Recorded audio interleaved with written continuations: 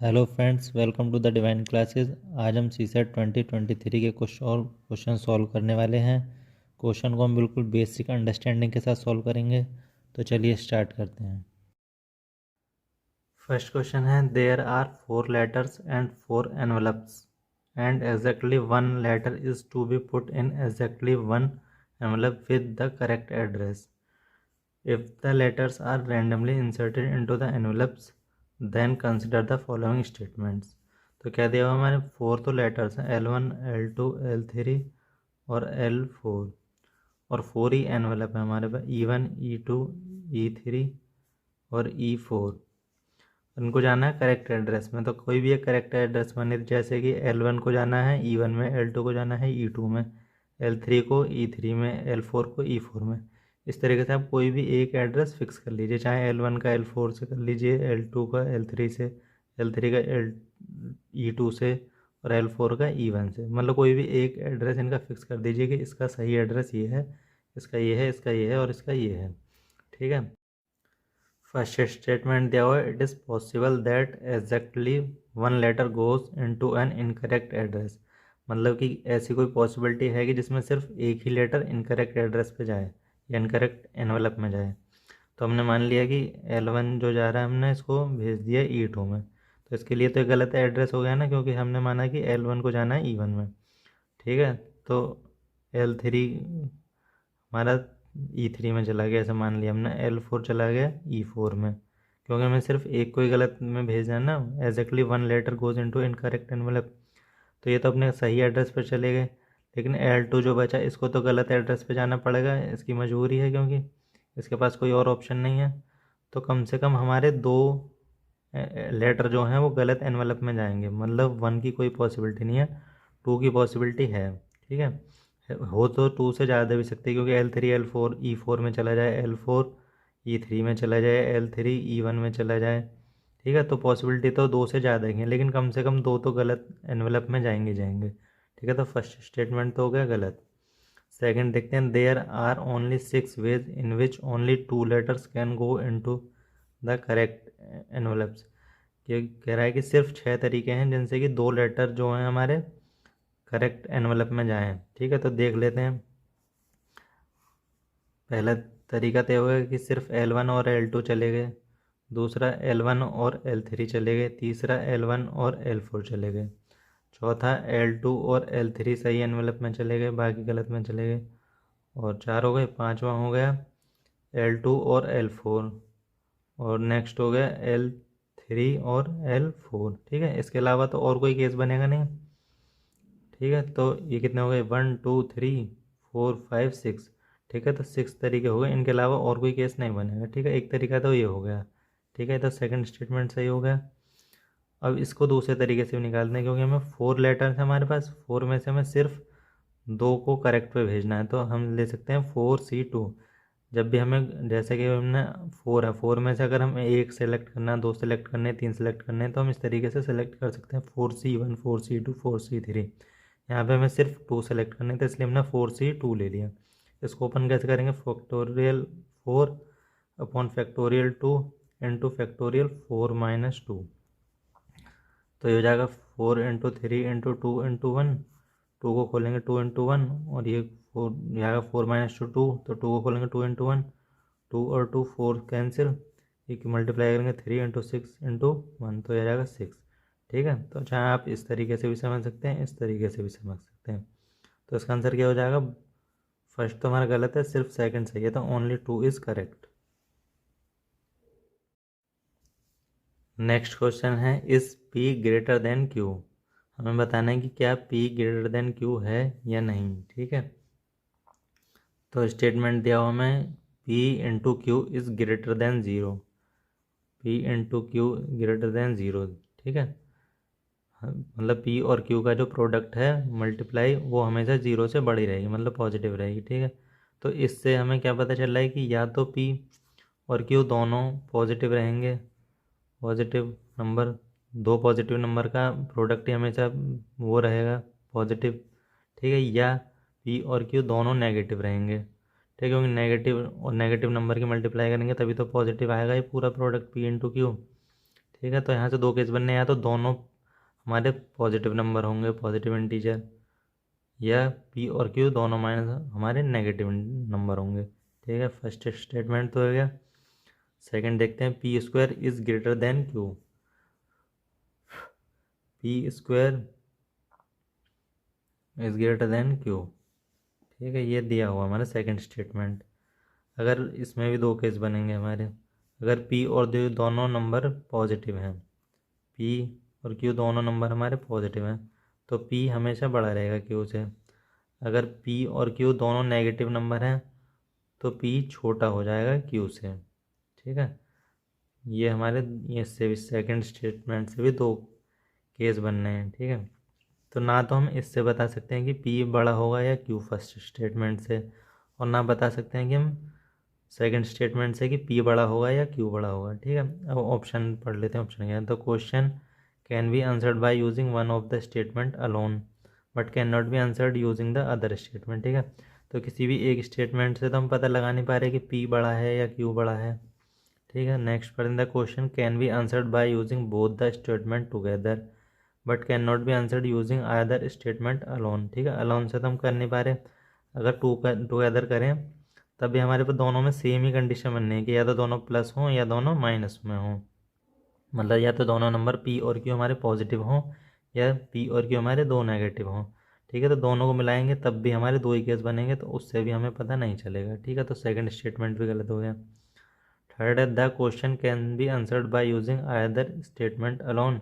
ठीक है, तो किसी भी एक स्टेटमेंट से हमें पता नहीं चल रहा है कि P is greater than Q और नॉट। ठीक है, फोर्थ ऑप्शन है, the question can not be answered every even by using both the statement together. ठीक है, तो ये हमारा सही हो जाएगा कि हम दोनों को मिलाकर भी, स्टेटमेंट को मिलाकर भी हम इसका आंसर नहीं दे पाएंगे। ये है हमारा फोर्थ ऑप्शन, तो फोर्थ ऑप्शन हमारा करेक्ट हो जाएगा। नेक्स्ट क्वेश्चन है, what is the remainder if 2 की पावर 192 इज़ डिवाइडेड बाय 6। ठीक है, हमें 2 की पावर 192 को डिवाइड करना है 6 से और बताना है हमें रिमाइंडर क्या होगा। ठीक है, तो देख लेते हैं कि 2 की पावर को हम 6 से डिवाइड करते हैं तो क्या क्या आता है। अगर 2 की पावर 1 है और उसको हम 6 से डिवाइड करें तो 2 की पावर 1 2 हो जाएगा, तो उसको 6 से डिवाइड करेंगे तो कितना आएगा, 2 ही आ जाएगा।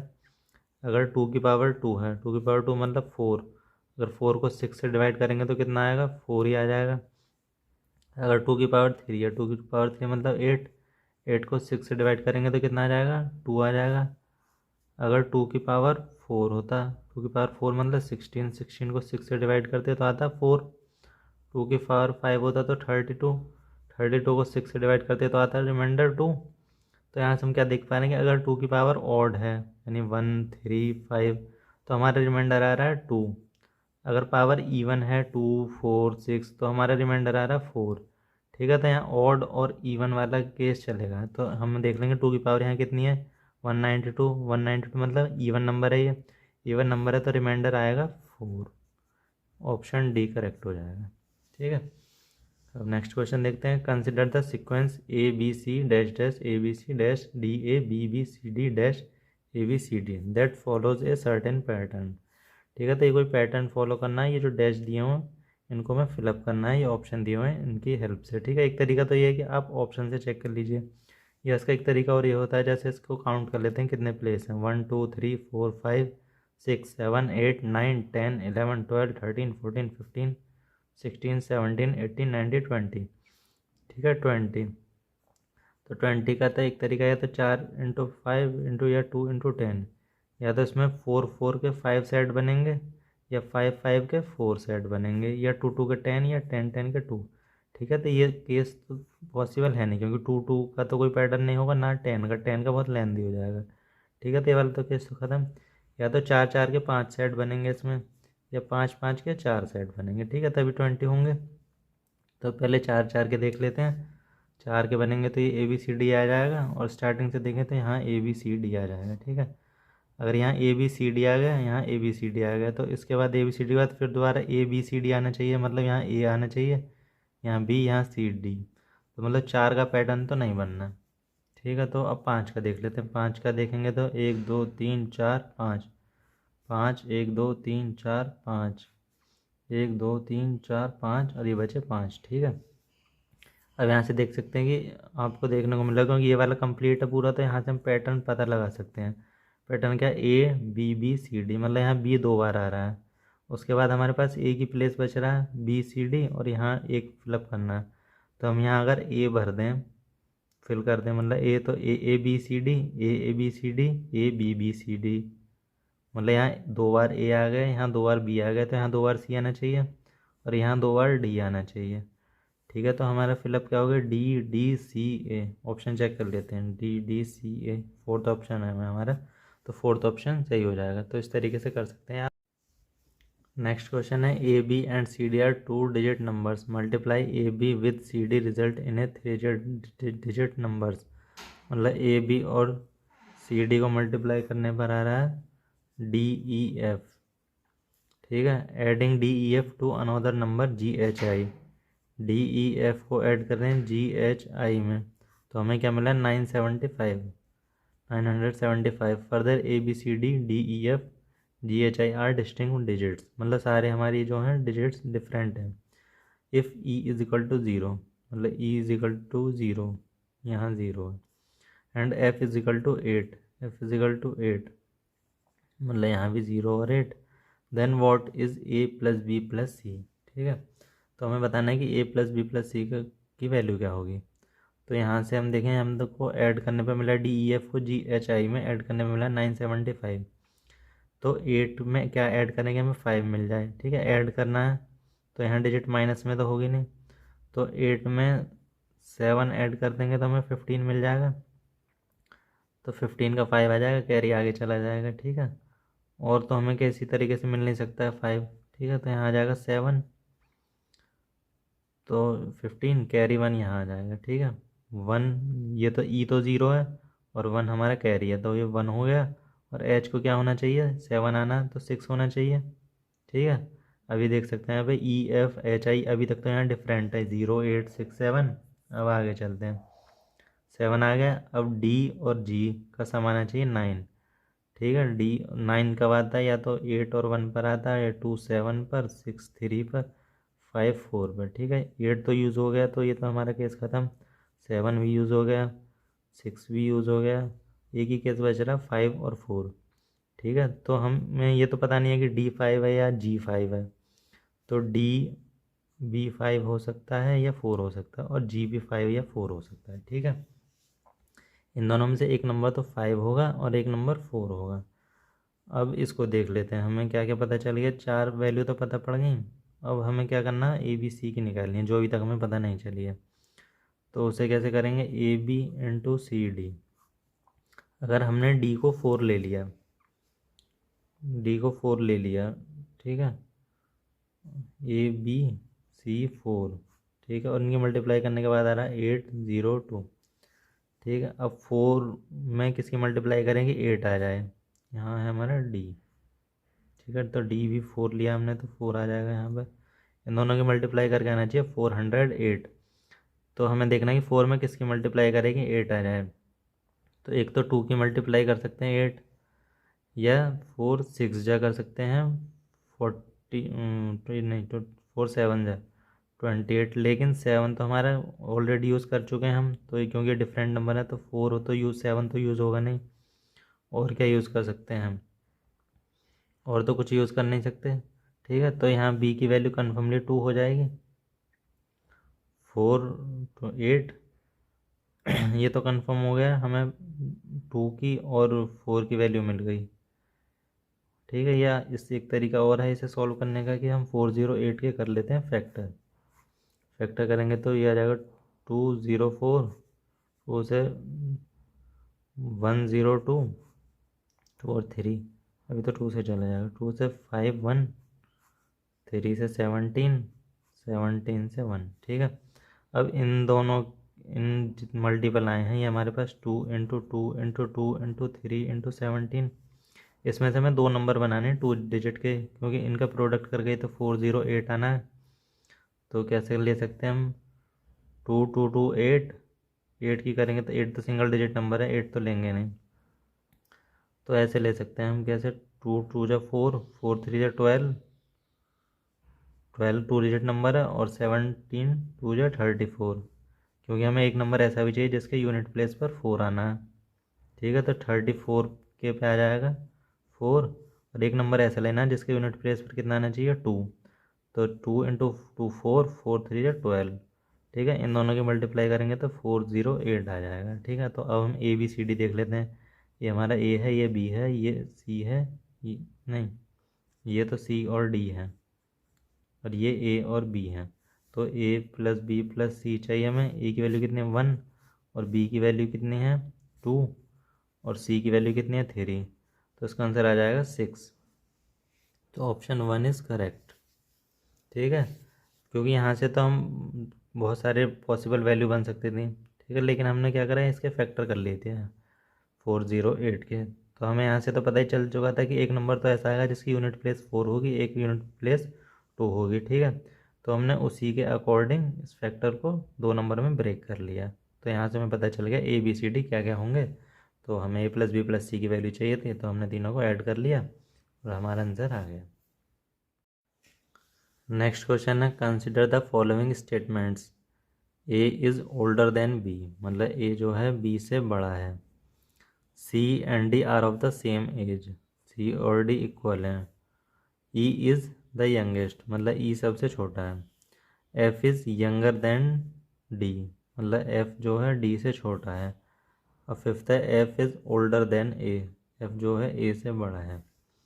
तो बताना how many statements given above are required to determine the oldest person या पर्सन, मतलब कि हमें ये बताना है कि सबसे बड़ा पर्सन इन सब में सबसे बड़ा कौन होगा, उसके लिए हमें कौन कौन से स्टेटमेंट की जरूरत पड़ेगी। Only 1, only 3, only 4, only 5। ठीक है, तो देख लेते हैं। ए और बी और ए का एफ के साथ हमें पता है रिलेशन, तो ए ग्रेटर देन बी और एफ जो है ए से बड़ा है। ठीक है, तो हमने स्टेटमेंट फर्स्ट यूज़ कर लिया और कौन सा यूज़ कर लिया, फिफ्थ। ठीक है, उसके बाद एफ का रिलेशन डी से पता है। क्या पता है कि एफ जो है छोटा है, मतलब एफ छोटा है डी से। ठीक है, तो हमने कौन सा स्टेटमेंट, फोर्थ स्टेटमेंट भी यूज़ कर लिया। उसके बाद सी बड़ा है डी से, सी बड़ा है डी से, तो स्टेटमेंट 2 भी हमारा यूज़ हो गया, 4 स्टेटमेंट यूज़ हो गए। अब इनमें ई बचा अभी। ठीक है, ई या तो यहाँ आएगा या यहाँ आएगा, क्योंकि इनके बीच में तो कोई रिलेशन दिया नहीं ई के साथ। लेकिन हमें पता है कि ई का अगर दिया है कि ई सबसे छोटा है, ई सबसे छोटा है तो ई यहाँ पर आएगा। ठीक है, तो अब आगे सभी अब बता सकते हैं कि हम सबसे बड़ा कौन होगा, सबसे बड़ा सी और डी होंगे। ठीक है, तो हमारा ये थर्ड वाला भी यूज़ हो गया, ये वाला कि ई सबसे छोटा है, क्योंकि बिना इसके तो हम बता ही नहीं पाते कि ई तो यहाँ भी आ सकता है, यहाँ भी आ सकता है, बीच में भी आ सकता है, जब तक ई के बारे में कुछ ना पता हो। तो हमने थर्ड स्टेटमेंट यूज़ करा तभी तो हम बता पाए कि ई सबसे छोटा है। तो 1 2 3 4 5, तो हमने 5 स्टेटमेंट का यूज़ कर लिया, तभी तो पता चला कि हमें ई मतलब सी और डी जो है सबसे बड़े होंगे। तो इसका आंसर क्या हो जाएगा, ऑप्शन डी। नेक्स्ट क्वेश्चन है, is p plus q minus r greater than p minus q plus r where p q and r integers. ठीक है, ये इंटीजर्स हैं पी क्यू एंड आर, और ये बताना है कि इसमें से हमें कौन सा बड़ा है, मतलब ये बताना है क्या ये बड़ा है इससे। तो स्टेटमेंट 1 दिया हुआ है कि P minus Q is positive, मतलब इनका जो पी और क्यू का डिफरेंस जो होगा पॉजिटिव होगा। पॉजिटिव का मतलब क्या है, पी क्यू से बड़ा होगा, P minus Q greater than 0, यही मतलब है ना इसका पॉजिटिव का। तो इसको कैसे लिख सकते हैं, पी बड़ा है हमारे क्यू से, फर्स्ट स्टेटमेंट से तो हमें पता चल गया। और P minus R is negative, मतलब पी जो है हमारा छोटा है, क्योंकि छोटे में से बड़ा घटाएंगे जब भी तो हमारा नेगेटिव नंबर आएगा। तो पी माइनस क्यू नेगेटिव, इस तरीके से लिख सकते हैं। तो पी लेस देन आर या आर ग्रेटर देन पी। ठीक है, तो स्टेटमेंट फर्स्ट से हमें ये पता चल गया, स्टेटमेंट सेकंड से हमें ये पता चल गया। अगर हम इन दोनों को मिला दें तो क्या पता चल जाएगा, आर हमारा पी से बड़ा है और पी बड़ा है हमारा क्यू से। ठीक है, अब क्वेश्चन क्या कह रहा है, which one of the following is correct in respect of the above question and statement. तो इनमें बताना which one of the following is correct in respect of the above question and the statement, ये बताना कौन सा सही है। ठीक है, the question can be answered by using one of the statement alone, but can not be answered using the other statement. ठीक है, कह रहा है कि हम किसी एक स्टेटमेंट का यूज़ करके बता सकते हैं कि क्या ये बड़ा होगा इससे, और दूसरे से नहीं बता सकते। ठीक है, तो एक स्टेटमेंट से हमें क्या पता लगा कि पी बड़ा है क्यू से। ठीक है, लेकिन हमारे पास आर के लिए तो कोई इन्फॉर्मेशन नहीं है यहाँ पर, तो हम नहीं बता सकते कि ये बड़ा होगा या छोटा होगा। ठीक है, और सेकंड स्टेटमेंट में क्या है कि हमें आर और पी के बीच में रिलेशन मिल रहा है कि आर बड़ा है पी से, लेकिन क्यू के बारे में तो कोई रिलेशन नहीं है हमारे पास। तो क्यू के बारे में कोई रिलेशन नहीं है, क्यू इससे बड़ा है छोटा है या इन दोनों के बीच में कोई नंबर है, तो हम इससे भी नहीं बता सकते कि ये नंबर हमारा इससे बड़ा है या छोटा है। ठीक है, तो फर्स्ट आंसर ऑप्शन तो गलत हो गया। नेक्स्ट देखते हैं, the question can be answered by using either statement alone. मतलब कोई भी स्टेटमेंट को अकेले ही यूज़ करके अलोन उसका आंसर दिया जा सकता है, नहीं दिया जा सकता है। थर्ड देखते हैं, the question can be answered by using both the statement together but can not be answered using either statement. ये कह रहा है कि दोनों स्टेटमेंट को यूज़ करके इसका आंसर दिया जा सकता है, लेकिन सिर्फ एक को, किसी एक को यूज़ करके नहीं दिया जा सकता। तो अगर हम दोनों स्टेटमेंट को मिला दें तो क्या मिला था हमें, आर बड़ा है पी से और पी बड़ा है क्यू से। ठीक है, तो सबसे आसान कैलकुलेशन के लिए हम क्यू को 1 मान लेते हैं, पी को 2 और आर को 3। तो इसकी वैल्यू कितनी आ जाएगी, पी की वैल्यू कितनी है, 2 + 1 - 3, 3 - 3 = 0। और इसकी कितनी आ जाएगी, पी की वैल्यू 1 माइनस क्यू की वैल्यू, सॉरी क्यू, पी की वैल्यू है 2, क्यू की वैल्यू है 1 प्लस आर की वैल्यू है 3। तो 2, ये कितना हो जाएगा, 3 और 2 5, 5 में से 1 गया 4। ठीक है, तो ये 0 है, ये 4, तो ये छोटा हो जाएगा। ठीक है, तो इसका हम आंसर बता पा रहे हैं कि ये छोटा होगा या बड़ा। ठीक है, ये तो हमने वैल्यू पुट करके लिए रख ली क्योंकि थोड़ी आसानी हो जाएगी। और भी कोई वैल्यू रख सकते हैं, जैसे इसकी 1 रख सकते हैं, इसके 3 3 और इसकी 5 या 4 7 8 9 10 कुछ भी। लेकिन पी और क्यू में क्यू बड़ा होना चाहिए, इक्वल भी नहीं होना चाहिए। ठीक है, बड़ा होना चाहिए, और इंटीजर है तो 1 2 3 4 5 इस तरह के नंबर्स होंगे। ठीक है, तो थर्ड स्टेटमेंट ऑप्शन में जो दिया गया हमें दोनों को यूज़ करके हम बता सकते हैं उसका आंसर, तो हाँ बता सकते हैं। ठीक है, तो थर्ड ऑप्शन हमारा सही हो जाएगा, और फोर्थ को पढ़ने की ज़रूरत ही नहीं है क्योंकि इसमें एक ही ऑप्शन करेक्ट होगा। ठीक है, तो इसका आंसर हो जाएगा ऑप्शन सी। नेक्स्ट क्वेश्चन है, A B C D is a square. ठीक है, ए बी सी डी दे रखा है कोई हमें, ए स्क्वायर, स्क्वायर मतलब जिसकी चारों साइड इक्वल हो, A B C D. 1 point on each of A B and C D, A B और सी डी पे कोई पॉइंट है, and 2 distinct point on each B C and D A. मतलब A B और B C पे कोई point है। ठीक है, हमने एक पॉइंट यहाँ ले लिया, ये इसका नाम कहते हैं ई, एक पॉइंट यहाँ ले लिया एफ। ठीक है, कहीं भी ले सकते हैं, कोई फिक्स्ड जगह नहीं बताई है उसमें। और ए डी और सी डी पर 2 पॉइंट हैं, तो एक यहाँ ले लिया, एक यहाँ ले लिया, एक यहाँ ले लिया, एक यहाँ ले लिया।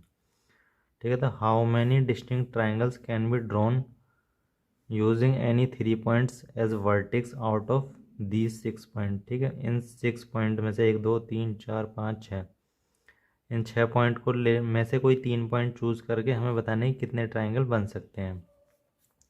ठीक है, तो जब भी ऐसे केस आए तो हमें क्या करना है, 6 में से 3 सेलेक्ट करने हैं। तो इसका एक ही तरीका होता है, 6C3। ठीक है, इसको ओपन कैसे करेंगे, factorial 6 upon factorial 3 into factorial 6 minus 3। तो हो जाएगा 6 इंटू 5 इंटू 4 इंटू फैक्टोरियल 3। इस फैक्टोरियल 3 को ऐसे रहने दो, इसको खोल दो, फैक्टोरियल 3 हो जाएगा, तो 3 इंटू 2 इंटू 1। तो फैक्टोरियल 3 से फैक्टोरियल 3 कैंसिल, 3 इंटू 2 6, 6 से 6 कैंसिल, बचा कितना 5 इंटू 4, 5 इंटू 4 हो जाएगा 20। तो इस तरीके से हमारे 20 ट्राइंगल्स बन सकते हैं। तो हमारा क्या ऑप्शन सी करेक्ट हो जाएगा। नेक्स्ट क्वेश्चन है, for 5 childrens with age A greater than B, B greater than C, C greater than D, D greater than E. मतलब ए सबसे छोटा है और ई सबसे बड़ा है। Any 2 successive ages differ by 2 years. मतलब ए और बी के बीच में जो डिफरेंस है वो भी 2 ईयर का है, बी और सी के बीच में भी 2 ईयर का डिफरेंस है, और सी और डी में भी, और डी और ई में भी, मतलब सभी में सेम डिफरेंस है हमारे 2 ईयर्स का। तो क्वेश्चन कह रहा है what is the age of the youngest child, मतलब हमें यंगेस्ट चाइल्ड कौन सा हमारा ए, तो हमें ए की एज बतानी है।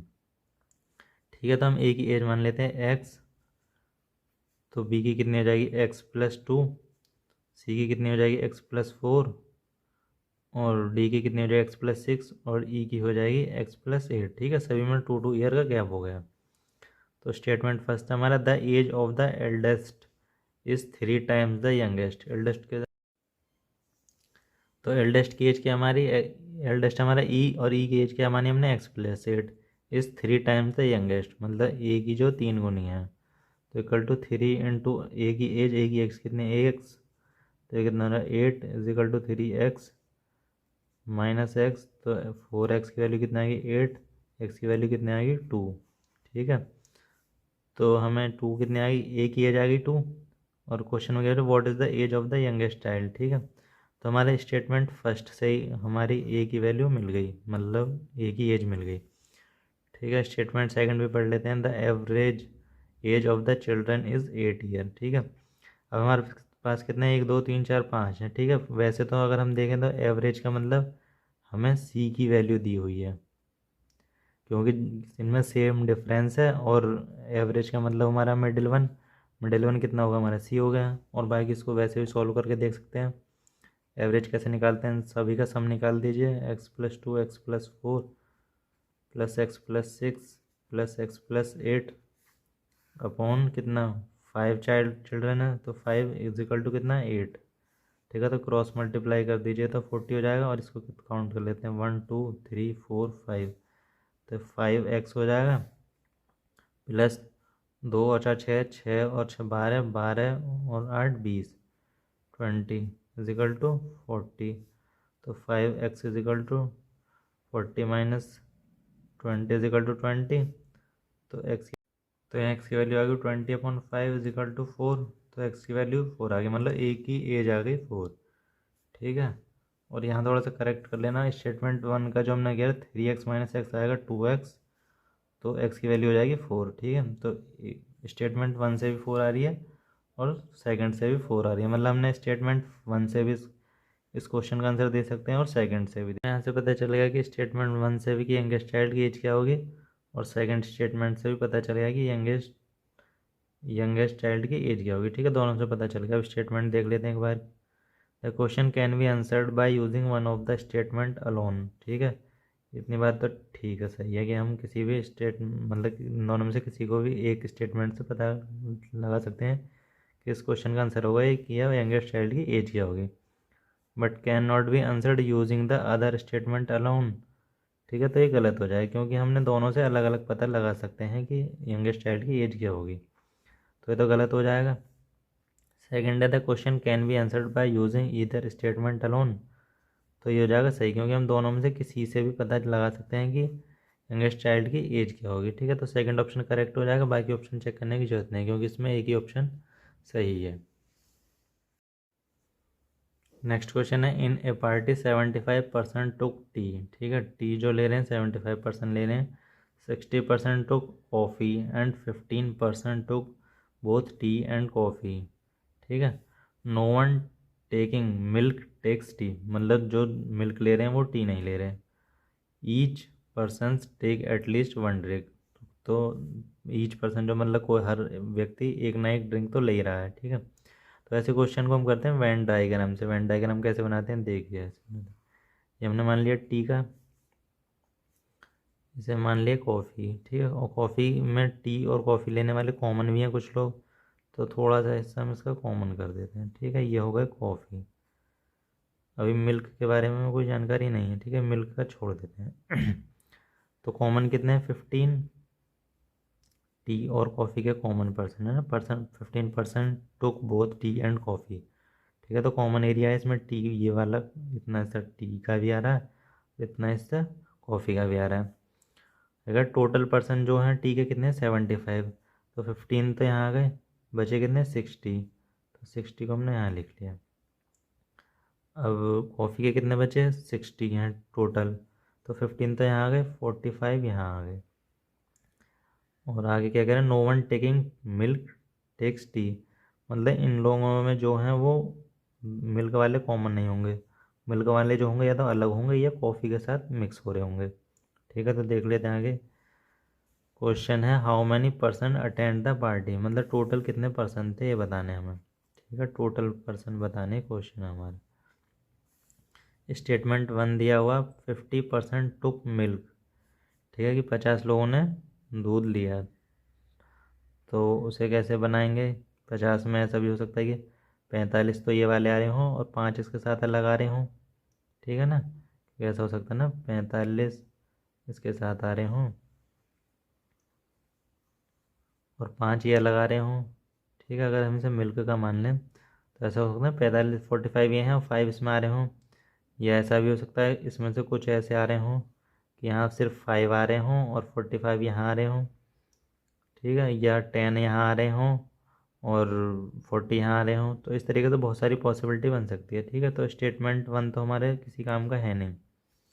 सेकंड देख सकते हैं, number of persons who attend the party is 5 times the number of person who took only milk.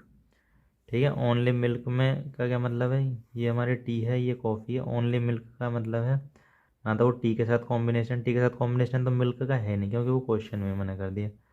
ठीक है, वो कॉफ़ी के साथ भी मिल्क का कॉम्बिनेशन नहीं दिया उसने। ठीक है, अलग दिया ये मिल्क का।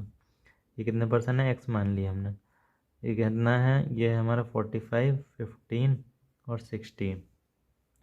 तो क्वेश्चन में क्या दे इसे हम यहाँ सॉल्व कर लेते हैं कि ये रहा सेकेंड, कहेंगे सेकेंड स्टेटमेंट ये रहा कि 5 टाइम्स, मतलब टोटल पर्सन जो है कितने हैं 60 + 60 120, 120 + एक्स हैं टोटल पर्सन। और वो कितने 5 टाइम्स हैं किसके, the person number of person who took milk only, जिन्होंने सिर्फ मिल्क लिया है। तो 1 इधर चला जाएगा तो 120 की वैल्यू आ जाएगी 4x, तो x की वैल्यू यहाँ से आ जाएगी 30। ठीक है, और x क्या था, जिन्होंने सिर्फ मिल्क लिया है। तो हमारे में यहाँ से पता चल सकता है कि टोटल नंबर ऑफ पर्सन कितने थे जिन्होंने पार्टी अटेंड की, तो कितने 120 + x, तो मतलब 130। ठीक है, तो हमें क्वेश्चन का आंसर पता चल गया, और पता किसकी हेल्प से चला, हमें सेकंड स्टेटमेंट की हेल्प से। ठीक है, तो ऑप्शन देख लेते हैं कौन सा सही है। Question can be answered by using one of the statement alone but can not be answered using the other. ठीक है, तो ये वाला ऑप्शन हमारा सही हो जाए क्योंकि हम स्टेटमेंट सेकंड की हेल्प से तो पता लगा सकते हैं लेकिन फर्स्ट की हेल्प से पता नहीं लगा सकते कि कितने लोगों ने पार्टी अटेंड की थी। ठीक है, कितने लोगों ने अटेंड की थी हमारा पर्पज़ ये नहीं, बस हमें किसकी हेल्प से क्वेश्चन का आंसर कर सकते हैं या नहीं कर सकते, बस हमें इतना देखना है। तो इसका ऑप्शन फर्स्ट करेक्ट हो जाएगा। नेक्स्ट क्वेश्चन है, in how many ways can a batsman score exactly 225 runs by scoring single runs, fours and six only. ठीक है, कोई बैट्समैन उसको 25 रन करने हैं स्कोर, और वो सिर्फ किसकी हेल्प से करने हैं, या तो सिंगल ले वो, या फोर मारे या सिक्स। ठीक है, irrespective of the sequence of the scoring shots. ठीक है, इसका कोई सिक्वेंस नहीं है, इरेस्पेक्टिव। ठीक है, चाहे पहले फोर मार दे फिर सिक्स फिर फोर, सिंगल किसी भी तरीके से ले सकता है, उसका कोई सिक्वेंस नहीं है, लेकिन सिर्फ सिंगल और फोर और सिक्स ही करने हैं उनसे, सिर्फ 25, ना तो 26 ना 24। ठीक है, तो इसमें ना तो कोई मैथ का फॉर्मूला यूज़ करने वाला है और ना कोई रीजनिंग का। ठीक है, तो ये थोड़ा सा समझने वाला क्वेश्चन है, तो ये हमें यूज़ किसका करना है, सिर्फ 1 का या 4 का या 6 का। ठीक है, तो हम यहाँ क्या कर सकते हैं कि अगर एक एक करके देखें कि पहले एक चौका मारा है, एक छक्का मारा है या एक सिंगल लिया, तो बहुत टाइम लग जाएगा और शायद सारे केस हम कंसिडर भी ना कर पाएँ। तो हम इसे एक एक करके करेंगे। एक एक करके कैसे करेंगे, 6 हमारा बड़ा नंबर है ना, तो इसको पहले फिक्स कर लेते हैं कि उसने एक भी 6 नहीं मारा है। ठीक है, तो एक भी 6 नहीं मारा, तो पहले देख लेते हैं उसने 4 भी ना मारा हो, तो उसने 25 सिंगल्स लिए होंगे। 6 को तो ज़ीरो ही रहने दो। ठीक है, 4 को काउंट कर लो पहले। 4 अगर एक 4 उसने स्कोर किया है तो सिंगल उसे कितने लेने पड़ेंगे, 21। अगर 2 लिया हो तो 17। अगर 3 4 करे हों उसने तो कितने लेने पड़ेंगे उसे, 13। अगर 4 4 करे हों तो 19। अगर 5 4 करे हों तो कितने लेने पड़ेंगे उसे, 5 रन सिंगल्स। और 6 4 करे हों तो उससे सिर्फ 1 सिंगल लेना पड़ेगा। ठीक है, अब नेक्स्ट केस देखते हैं।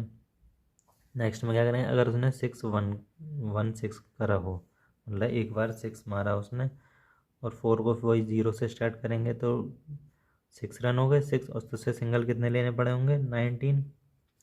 अगर उसने 6 को तो फिक्स ही रहने दो, अगर उसने 6 के साथ 1-4 और कर दिया तो सिंगल कितने लेने पड़ेंगे, 15। अगर 1 से 6 को तो हमें फिक्स ही रखना है, और 4-2 कर दिया हमने, तो कितने लेने पड़ेंगे उसे, 11 सिंगल्स। 6 फिक्स ही रहना। अगर 3-4 करे हों तो 7, अगर 4-4 करे हों तो 3, ठीक है। और 5-4 कर नहीं सकता, क्योंकि 5-4 करेगा तो 20 रन हो जाएंगे, 20 और एक 6 का तो 26 तो यहीं हो जाएंगे।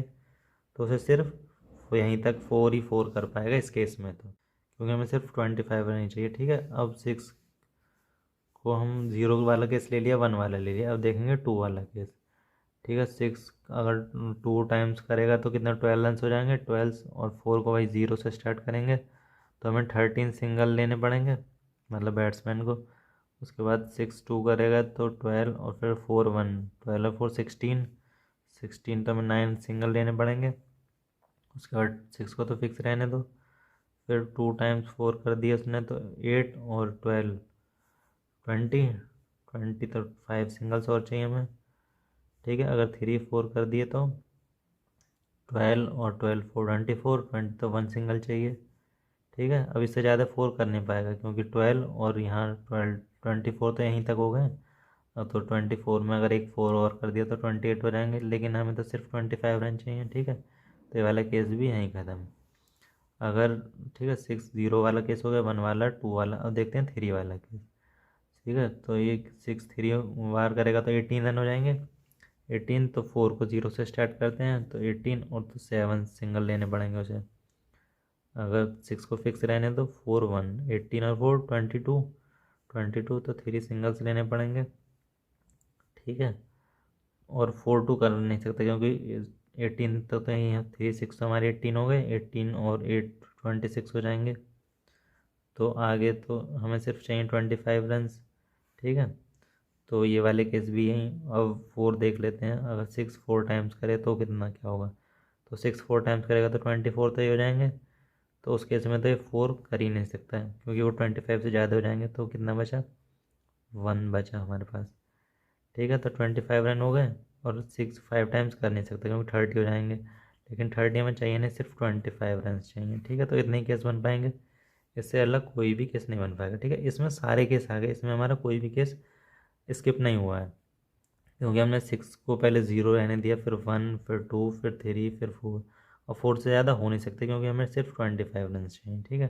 तो इसका सिर्फ एक यही तरीका है जिससे सॉल्व हो सकता है। अब हमें इस केस काउंट कर लेने कितने होंगे, ठीक है। 1 2 3 4 5 6 7 8 9 10 11 12 13 14 15 16 17 18 19, ठीक है। 19 केस हो गए, ठीक है। तो ऑप्शन है, हाँ है, बी ऑप्शन करेक्ट हो जाएगा, ठीक है। तो इस तरीके से इसका एक यही तरीका है, इसमें ना तो कोई मैथ का फॉर्मूला काम करने वाला है, ना कोई रीजनिंग का, ठीक है। इसका सिर्फ यही तरीका, आप इस तरीके से सॉल्व कर सकते हैं, ठीक है। तो आज के लिए इतना ही, बाकी नेक्स्ट क्लास में करेंगे।